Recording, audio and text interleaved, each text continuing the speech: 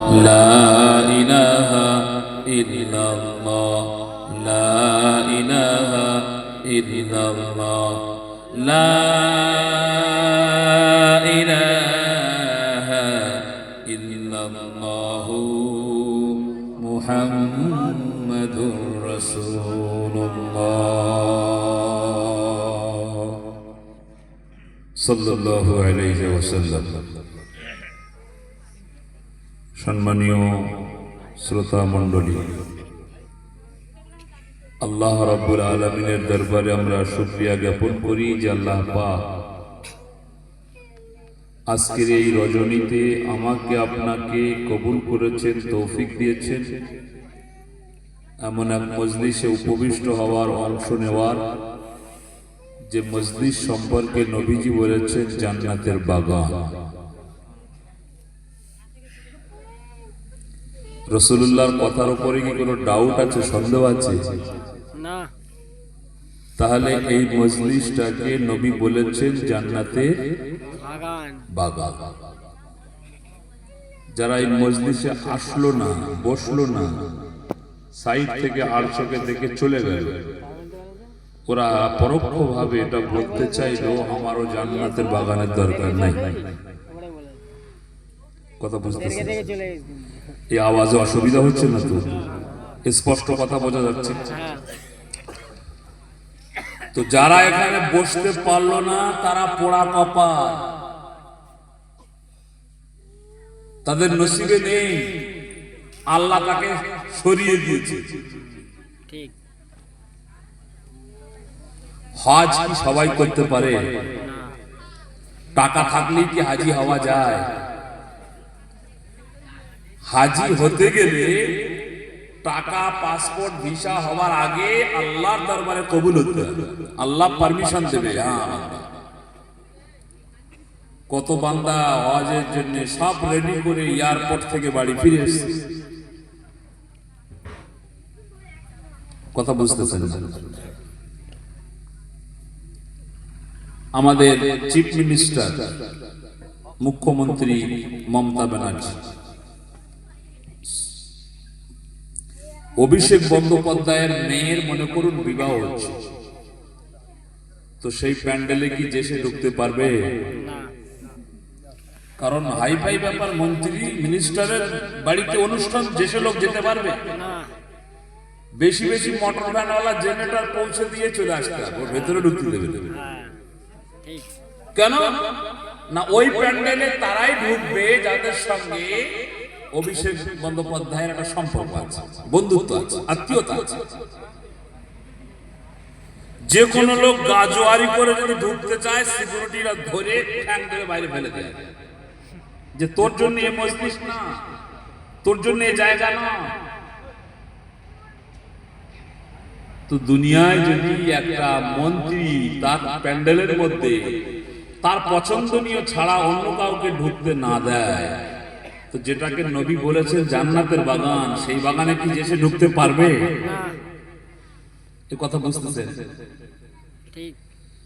যেমন ওই প্যান্ডেলে তারাই ঢুকবে যাদের সঙ্গে অভিষেকের সম্পর্ক আছে, যাদের সঙ্গে অভিষেকের বন্ধুত্ব আছে, যাদের সঙ্গে অভিষেকের ভালোবাসা আছে, যাদেরকে অভিষেক পছন্দ করে। ঠিক তেমনি এই মজলিসে তারাই আসতে পারবে যাদেরকে আল্লাহ পছন্দ করে। বলুন না সুবহানাল্লাহ। কপালের দরকার, এই জায়গায় আসতে গেলে, বসতে গেলে, বাস ক্লিয়ার কথা। অনেকের মনে আলো তো ওরকম সারামানি সাহেব বলে, अरे भाई मैं अपनी तरफ से अपनी घर से नहीं बोल रहा हूं।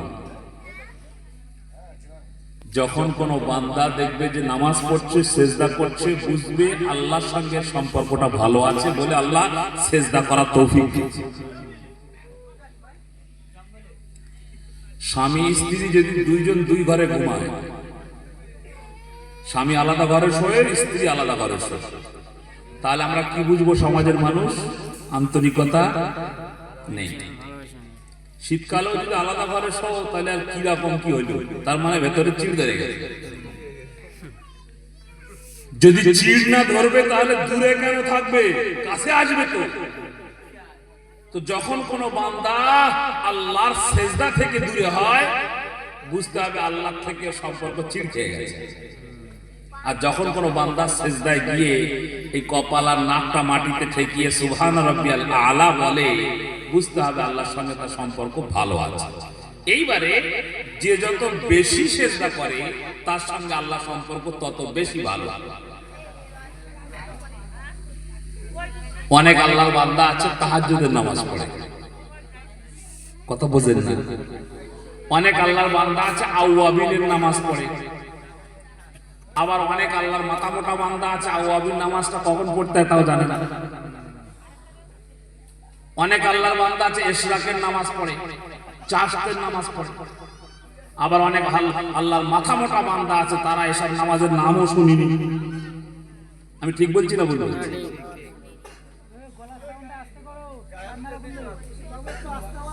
তো অনেক আল্লাহর বান্দা 5 ওয়াক্তও পড়ে, রাত্রে তাহাজ্জুদও পড়ে, ফজরের পরে ইশরাকও পড়ে, চাশও পড়ে, আওয়াবিনও পড়ে।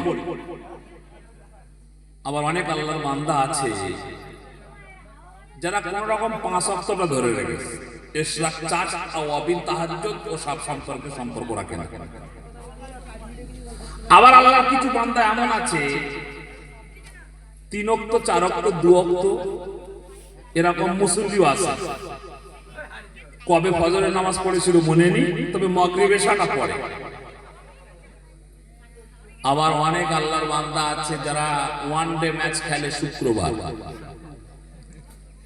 কথা বুঝতেছেন না, শুধু জুম্মা। আবার অনেক আল্লাহর বান্দা আছে জুমার দিনেও মসজিদে আসে, 2 ঈদে পড়ে। ঈদুল ফিতর মানে রোজার ঈদের পরে, রোজার পরে যে ঈদটা ওটাকে বলে ঈদুল ফিতর।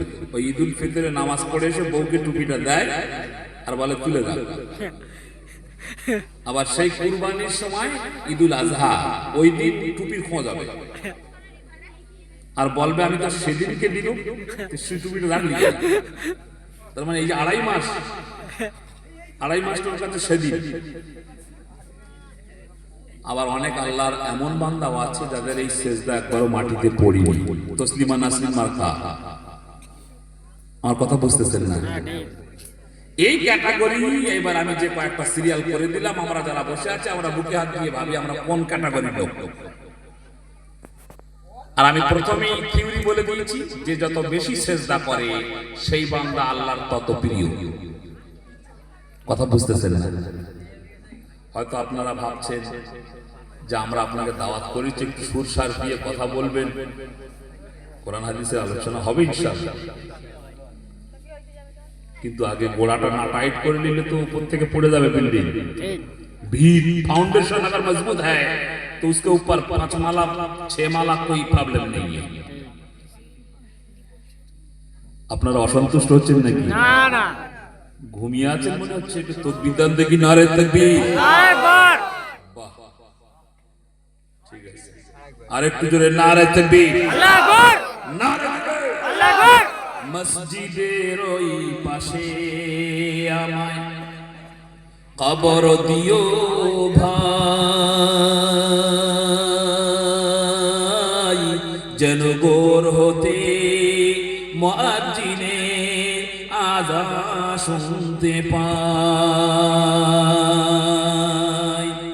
মোর গোরের পাশ দিয়ে ভাই, মোর গোরের পাশ দিয়ে ভাই নামাজিরা যাবে,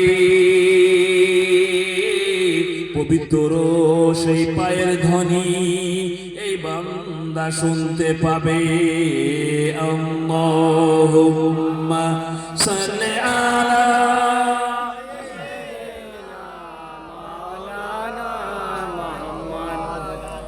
ওয়া আলা আলি সাইয়্যিদিনা। আলহামদুলিল্লাহ। শ্রোতা অল্প হলেও আপনাদের যা মানসিকতা দেখছি আলোচনা করতে ভালো লাগবে ইনশাআল্লাহ। তবে সত্যি যদি দরুদ পড়ে থাকেন তো সওয়াব হবে। আলহামদুলিল্লাহ। নবী বলেছেন মান সাল্লা আলাইয়া ওয়াহিদান সাল্লাল্লাহু আলাইহি আশারা মাররাত, আমার উপরে একবার দরুদ পড়লে আল্লাহ পাক সঙ্গে সঙ্গে 10 খানা রহমত বর্ষণ করে দেন। বলুন না সুবহানাল্লাহ। আবার কিছু কিছু মুসলমান আছে ফাঁকিবাজ, এই স্কুলে যখন ওই জাতীয় সঙ্গীত হয় না, জনগণ মন অধিনায়ক জয় হে, আর ও ঠোঁট দোলায়, অন্যদিক থাকে। যখন দেখছে শিক্ষক, দেখছে মাস্টার, তখন মুখের জয় হে, অথচ শুরুতে কিছু পড়ি ভারত ভাগ্য বিধাতা।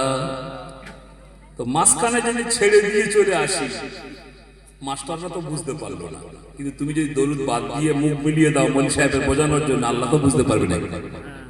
এই কথা বুঝতেছেন না?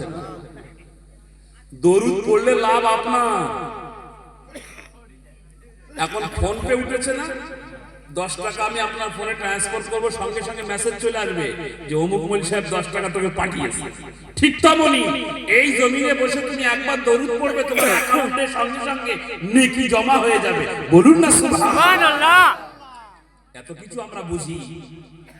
পালং শাক এখানে বিক্রি করলে 3 টাকা আঁটি, আর একটু সামনে গেলে 3.5 টাকা আঁটি। সেই বুড়ো বয়সে বোঝা মাথায় করে ওকে চলে গেছে, আটা না করে লাভ। আর একে না আমাদের বুঝতে আসে না। নবীজি বলেছেন একবার সুবহানাল্লাহ বললে, সুবহানাল্লাহর অর্থ বোঝেন? সুবহানাল্লাহর অর্থ হলো আপনি ঘোষণা দিচ্ছেন, সুবহানাল্লাহর মানে হলো আল্লাহ পুত পবিত্র, আল্লাহর উপরে কোনো রকমের দাগ নাই, কোনো ত্রুটি নাই। বলুন না সুবহানাল্লাহ। এই সুবহানাল্লাহ বললে আল্লাহ কতটা খুশি হয় জানেন? নবী বলেছেন আয় আমার ফেরেশতা, আল্লাহ বলেন আয় আমার ফেরেশতা, ওই অমুক অমুক বান্দা সুবহানাল্লাহ বলেছে, ও জান্নাতে জাহান্নামে কি হবে না হবে সেটা পরে হবে, আগে ওর নামে জান্নাতে একটা গাছ বসিয়ে দে। ওই বান্দা দুনিয়া থেকে আসবে, আমি আল্লাহ আমার বান্দাকে এই গাছের তলায়, এই গাছের ছায়ায় বসিয়ে এই গাছের ফল খাওয়াবো নিজে হাতে। বলুন না সুবহানাল্লাহ। কথা বুঝতেছেন? আল্লাহ আপনাকে শুকরিয়া। মালদাতে দুটো প্রোগ্রামে ছিলাম, আসাম আগামী মঙ্গলবার ইনশাল্লাহ আবার যাবই, কয়েকবার ঘুরে এসেছি। কুচবিহার ওইদিককার শ্রোতারা একটা জোশে থাকে, ওরা ওসব হাঁড়ি ফুঁড়ির খবর নেয় না, কি রান্না হচ্ছে না হচ্ছে সব খোঁজ নেয় না। বাংলাদেশ সাতক্ষীরায় আমি প্রোগ্রামে গেলাম, প্রায় কয়েক হাজার জনতা শ্রোতা। আপনারা তো দেখাচ্ছেন ইউটিউবে ওরা কিরকম লোক হয়। প্রোগ্রাম শেষ, যার সে বাইক স্টার্ট দিয়ে বেরিয়ে পড়ছে। তো আমি কমিটি জিজ্ঞেস করলাম, ভাই এদের কিছু দেবে না? তো বলছে ওদের আবার কি দেবো, ওরা যে জিনিসের জন্য এসেছিল সেটা পেয়ে গেছে, আবার কি দেবো? উত্তরটা বুঝেছেন? কমিটির উত্তর। আর আমরা কিরকম কমিটি, মাইকিং প্রচার এখানে সেখানে অনলাইন অফলাইন সব প্রচার করে নিচে আবার বড় করে লিখে দেব বিরিয়ানির ব্যবস্থা আছে। এর মানে কি? কোরআন হাদিস শুনতে আসিস আর না আসিস, এক মুঠো খেতে আসিস, তাই তো? না হাদিস পাকে এসেছে ইন্নামাল আমালু বিন্নিয়াত। বাহ্যিকটা আল্লাহ দেখেন না, নিয়তটা দেখেন। এই যে কজনায় আমরা বসে আছি, এর ভেতরে কি হচ্ছে না হচ্ছে সব আল্লাহ পাক দেখছে। কথা বুঝতেছেন না? এই জন্য নিয়তটাকে ঠিক করে নেন। আল্লাহর কসম, যতটা সময় এখানে অতিবাহিত হবে, আখিরাতে আপনি অবশ্যই এর বদলা পাবেন। বুখারী শরীফের একটা হাদিস আলোচনা শুরু করার পূর্বে আমি একটুখানি শোনাই। আমি বুখারী শরীফের 26 পারায় এই হাদিসটা রয়েছে। রাসূলুল্লাহ বলেছে আল্লাহ পাকের কিছু ফেরেশতা আছে রিজার্ভ।